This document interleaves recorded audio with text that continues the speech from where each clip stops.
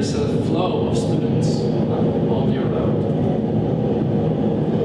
And the old mining shacks were actually the residences for students now. This is Longyearbyen, and it's defined by this center axis and some other mines further afield. So this is in the 1930s, and that was the city, that was the village. There was nothing at the harbor. Everybody was located, they had the mine access further up in the field, and these were the housing units. And this was their local house, so literally a common house for recreation. And this is Longyearbyen today.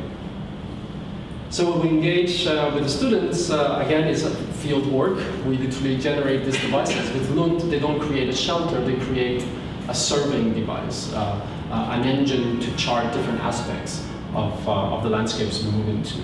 And this is a bit the series that we had last February. It was very cold.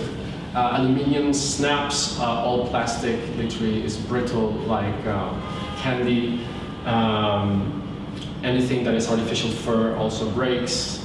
Hair just snaps. Don't touch your ear, it will fall off and you won't feel it until it starts to fall. Batteries and cameras are challenged, to say the least. But obviously some students took that to heart, and this student was challenged to create a series of tiles. It's something that we've been doing in our studio for the past year. So she took this research further and tried to trap air in ice tiles. And our intention is to see if we can have an insulation done by freezing ice tiles, but she took the light qualities aspects to heart. And she was freezing different types of tiles throughout the night, testing the light dissemination properties. There's a seed bank in Svalbard, one of the largest in the world.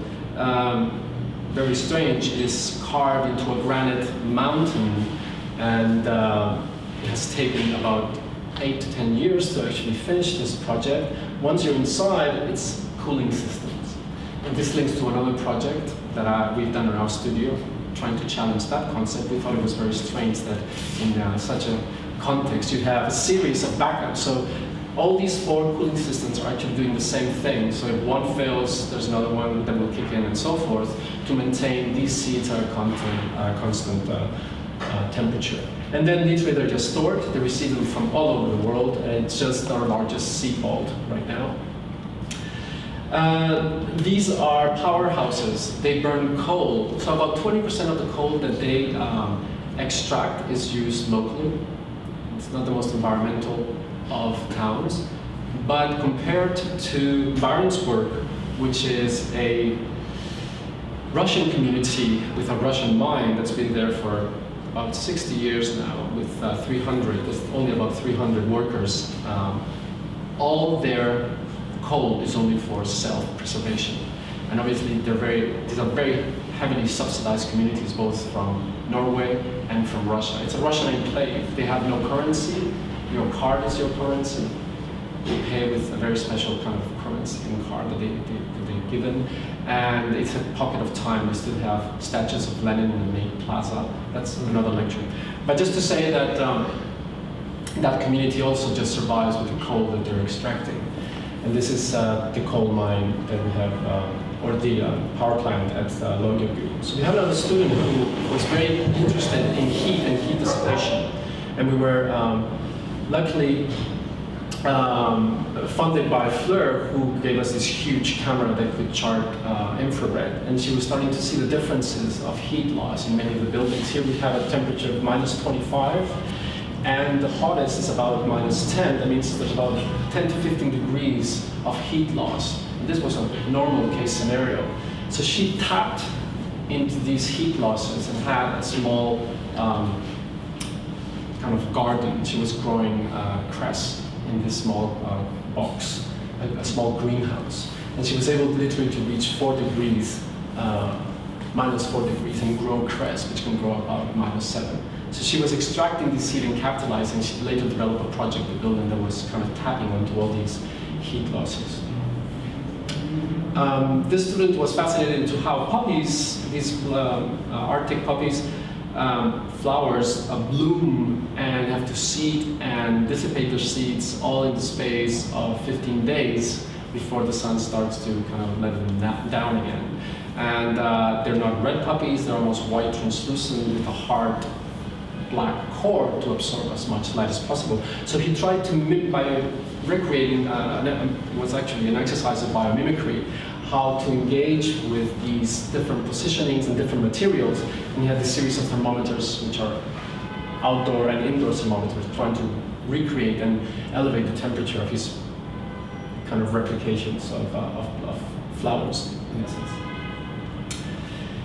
Sun, which only has seen not that often in Svalbard, has a great impact in how the chromatic disposition of the buildings has been curated through the years, but it also how the lighting has been now challenged. It's very generic lighting. It's literally just distributed across the street. The student was interested in creating a kind of a new study instead of a chromatic study, a light study via a beacon. This was her beacon, and she was testing this beacon in different contexts, different distances, snow, fog, and she was carrying this around into different landscapes as well, as a way of researching the different values of light at different heights and different distances from snow, rock, and so forth.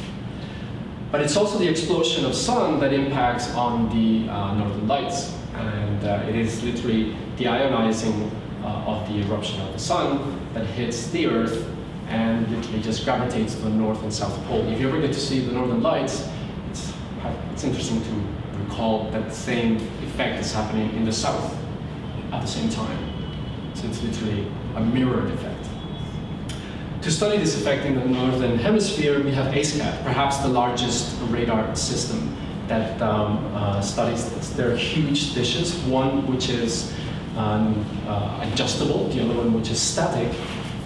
And we went and visited these installations and how they actually gather information about the Aurora Borealis. And it's an important phenomenon because, as you know, it impacts our communications satellites greatly, and also not only satellites, but communications literally on the surface of the Earth.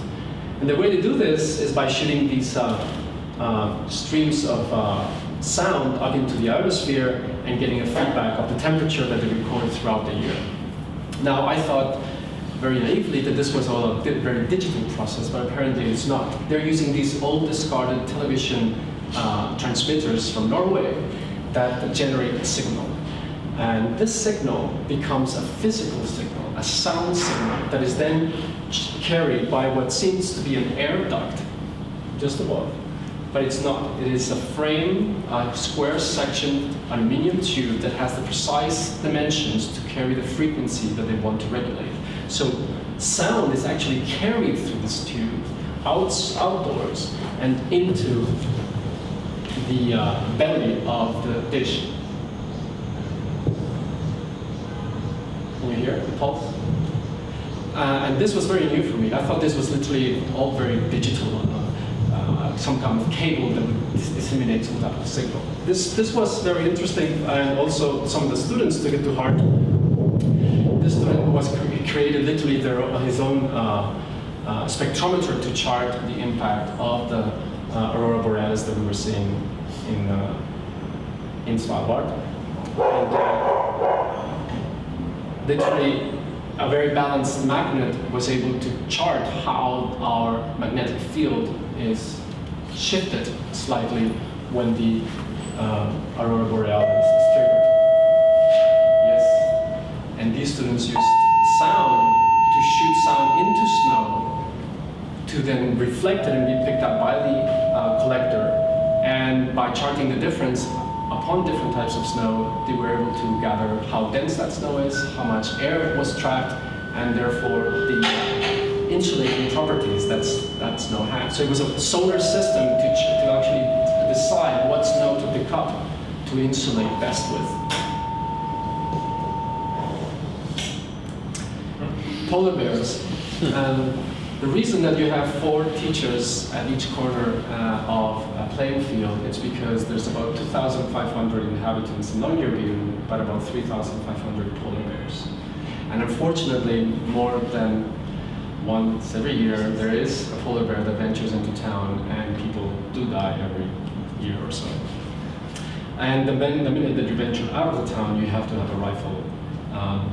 It was for me a very interesting way of charting the limits between nature and culture, and that they were so physically explicit by individuals meeting each other, not with the best of results. And I was surprised that there was no system to kind of survey these movements.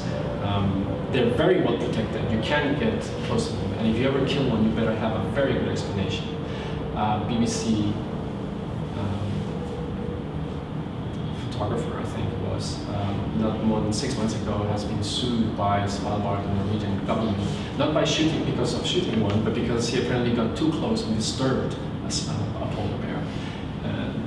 So this is a real peril, and we decided at the studio to try and tackle this in some ways. So we defined or created these polar bear alarms that were self-sustained units. And you could place them in the landscape at the limits of the town. And they would be visible to the polar bears as well, but more importantly to the population, to know where they were, and if they were to step over them, it was a conscious decision. But there was a laser that literally defined the barrier, and that laser would be easily triggered, and then our relay would be sent literally to the central government power. I was curious that there wasn't something like this before. So for us, it was a study on not only the viability of such a device, but also what it meant socially. How would this be accepted, or what were their thoughts on such a device?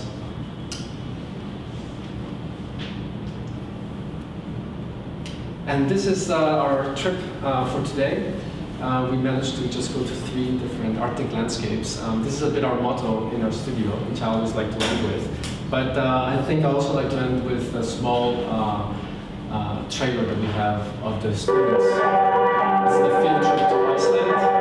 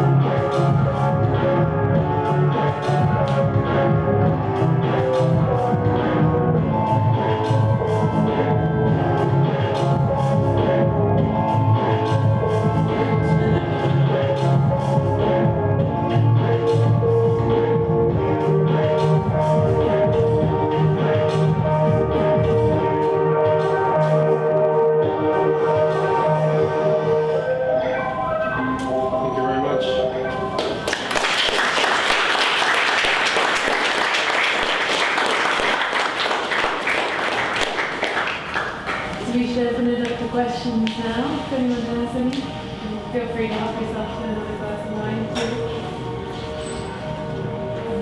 How has the reaction to the polar bear events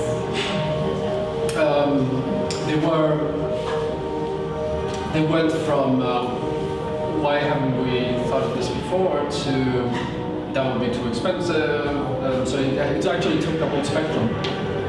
There's a problem in Svalbard, the fact that people stay there for such a short amount of time. It means that everyone is there because they want to, so everyone is really happy to be there the way it is. It has a consequence. Nobody takes a responsibility in investing in the place because they're not going to be there for very long. So that became also a very clear reaction to it. Right? They thought, well, you could read between the lines. I'm not going to be here long enough. When I go out, I'm used to carrying the gun anyway. And that was very interesting, and kind of defines the fact that that society and that community probably doesn't engage the public space or in social services for the community because nobody stays there long enough to do anything. That reflected into many of the other projects that the students had as well. But everyone was very happy because they were there because they wanted to, or else you can't. The minute you're in trouble, you literally have to leave. But you're taxi drivers from Seattle. The second largest population of only 2,500 are from Thailand. There's very, in Europe this is very unusual, especially in a Scandinavian country where immigration is very controlled. Can you say more about who's behind the seed bank and why there is one there? Well, Norway has a lot of economic resources due to the oil. And there is the desire to have a strong foothold on the Arctic as well. So it was mainly a political strategy to have something which captures the imagination of the world, gives some viability and importance to longer view, which otherwise nobody cares about. It was purely an investment to have that kind of ground hold on an island which is the closest we can get, or they can get to the North Pole. So it was mainly political. It serves a purpose, and the community, the scientific community, kind of has a link to Svalbard. Svalbard is in the news because of that. But it's mainly a very good gimmick because it could be placed at any other granite mountain in Norway. So yeah, good question. It's solely a political. Literally, this society only survives through heavy investments from the Norwegian government. I was curious as to what you talked a little bit about proposing a different cooling system for the seed bank. What does that look like? Well, this is a project in Map 1, actually, where we moved the bank to the Antarctic. Because the Antarctic is the driest place in our planet. It is literally a desert. It only snows in the periphery. It is an extremely stable geological landscape, especially the South Pole. It has a very constant temperature. So our proposal was to geotag these containers with each of the seeds, following a phenologic distribution of the species instead of a phenotype, a genotype. So literally, you would receive the seeds, you would geotag them, make a hole in the ground, deposit them, and there was a flag that would also describe the coordinates and the seeds that you just put in the frozen ground. So the temperature was constant, you had the archive, the space was endless, and there's no need for building. This has cost millions of just making that hole. So that was a critical reaction to that, that if you wanted to do a seed bank, we thought there was a better place to do it. And when we were dealing with Antarctica, that was one of the projects that we chose to do. Do you have to grow out the seeds every so often though? Not as far as I know. You want to keep them. The only parameter which is important for them is humidity. And it's very dry in the south. What you do have to, they do have a life cycle. So some seeds every 20 years you might have to get them in again. But you normally never grow them in the bank anyway. So you would ask your provider, or your provider actually, they don't even ask, your provider should take care of sending them. They actually don't provide any real service right now. They're just a vault. If you send, great. If you don't send, they're not going to go after you and say, hey, your seeds are important. Which is also interesting. And that they're not a proactive investment. I suppose it's more of a technical question. You were saying you work with scientists and those kinds of people. With Antarctica, were you working with, this was like the Antarctic support contract? In the Antarctic, yeah, we were working with the British Antarctic Society, which now actually they're exhibiting one of the projects that we've done. In the University of Minnesota, there was a scientist that works with the National Science Foundation, and was often there, and he had an amazing understanding of crystallography and the typology of snow crystals. Those were the main collaborators. And then there were also non-Antarctic related scientists that we talked to, but were dealing with the Arctic as well.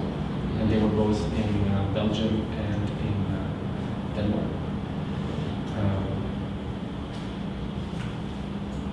Did the barrier work? Did that laser thing function? Yeah, I mean, when we were there, it functioned. So the bear stayed out. Luckily, we did not see any bears, but we don't placed. know. Sorry? We don't know If they used it, or Yeah, they no? I mean, we were using it, right, to test it. So we played being bears. The dogs that we were actually sleeping at a lodge that had sled dogs. So we let us convince the owners, can you guys let the sled dogs for a while and see how they react to seeing these lights? They didn't care. We played them close to the city where there was movement, and it was very interesting. People that would normally crisscross snow to get somewhere, they would actually venture around, which was interesting without saying anything. They already thought, oh, I should not disturb this, whatever that is. It's the idea of making it so visual. It's not for the bears, they don't care if they want to cross. I don't think they do. But it was important that you would have these areas that were quite determined, and you could see that you would probably breaking that if you would go in that direction. There's actually only two directions people venture. One is in the back of with snowmobiles to go inland, or the main road. Otherwise, in that canyon, nobody ventures off anymore, except polar bears. Do you ever play with the idea of acoustic with those same keys? You know, if you integrate it, and instead of just using it for bears, also using it for humans, making a sound that indicated leaving, you know, Yes. Yeah. So there were different possibilities with the polar bear alarm. One, that it could literally create a large sound that could be relayed to the village, right? A big sound, sector 5 has been broken. And there was the idea that it was relayed directly to the police department, and they would go to that area or send the biologists. There was even the possibility of making an acoustic sound that would scare the polar bears, and we contacted several biologists about that. They said, don't even bother, they just don't care. If they venture, it's because they're so hungry. They never come here unless they're very hungry. And this is starting to happen because polar bears are marine mammals. This sounds strange, but they are marine mammals. They're all the time, they are in floating ice floes, hunting for seals. And it's only the females that go into the mainland to literally have their cubs. So because those ice floes are diminishing, they're starting to venture more and more into the only village because they smell of food. But yes, sound was part of the spectrum of possibilities that we considered. Your motto and the work itself seems to take as a stance that there is no final frontier, or that the frontier is like right underneath us. So I don't know. I read briefly that you did collaborations with NASA, and I want to know if you see map going in that direction, and what is your attitude towards space? Towards like space. Yeah, instead of obviously there's like a lot to do and Yeah. learn about Earth still. Yeah. So do you have a specific attitude about? Well, our collaboration with NASA started last year. That's at the Johnson Space Center in Houston. That's where their habitation strategies and research happens. And it was twofold. One, my intention is there technology developed by NASA and their consultancies that is now so tested and used for such a long time that it's become available and accessible economically as well and can inform Earth due to the fact that it has to be so self-sustainable. I'm talking now International Space Station that recycles 99% of their water, right? So only once every year and a half, I think they have to carry some water up. Otherwise, it's your sweat and everything else that is recycled. Now, given the fact that more and more often we generate spaces which are very isolated and we strive for autonomy, I always thought, why don't we use the same technology to literally apply it to those areas? So there's a series of research and manufacturers and possibilities that are literally not applied on Earth because I don't think anybody's kind of connecting the dots. And I was interested in how that technology can apply via student projects and research. The other direction was how to, what would Johnson Space Center get out of it? And now it's become such a rigid system, they can't speculate anymore. They're not paid to speculate, they're paid to make things work. It's very different from how it was in the 60s. So they enjoy the fact that students with lack of engineering knowledge take on their challenges and try to resolve them. So there's a twofold exchange. And they're incredibly open and resourceful. The amount of lecturers and astronauts that you meet and talk about their experiences and technicians. Now that the whole focus has shifted to Mars. So in the Bush era, it was the moon that was the target. And now it's Mars, which is the target, which has other challenges. Just to put another picture, every time there are national elections in your country, in the 6 months prior to that, NASA is paralyzed. Nobody dares invest in any project because if that is a project which the next legislation strives for, you've already colored yourself politically within the institution. So every 4 years, there's about 6 months to a year where NASA is in a hiatus, it's in pause. It's very interesting. It's a very different environment than what I thought, but it's still huge knowledge. So that's partly our intention. And there are fantastic technologies. For example, there's this company that is developing a system of crushing their garbage and extinguishing all the humidity and water from their garbage, which is a huge problem. It's literally just putting these bags, geotagged, and shoved at the end of their some of their cylinder space habitation cylinders. And so it's taking a huge amount of space. So now they're actually melting and crushing and doing tiles. That's what they want to do. And a system that works, and I think it's planned to go up in about 6 or 7 months. And not only that, these tiles are so dense that they're finding out that they could be used as a shield against radiation. So suddenly there's these interesting feeds into their systems. What extreme landscapes are next for you? We are going to Fukushima in 3 weeks' time. You should connect with Studio X Tokyo. They've done a huge Oh. mapping project on the radiation. Great, absolutely, yes, let's do that. Yes. And Ishinomaki. So we're calling it Tsunami Legacy. It's only the legacy with regards to Fukushima is not so legacy because it's a latent, constant growing problem where Ishinomaki, they're trying to rebuild the community which was destroyed by a tidal wave. And after that, we are going to the Mojave Desert and engaging with desert situations, but also the social aspects of the grid and in the grid. And yeah, those are the most immediate expeditions.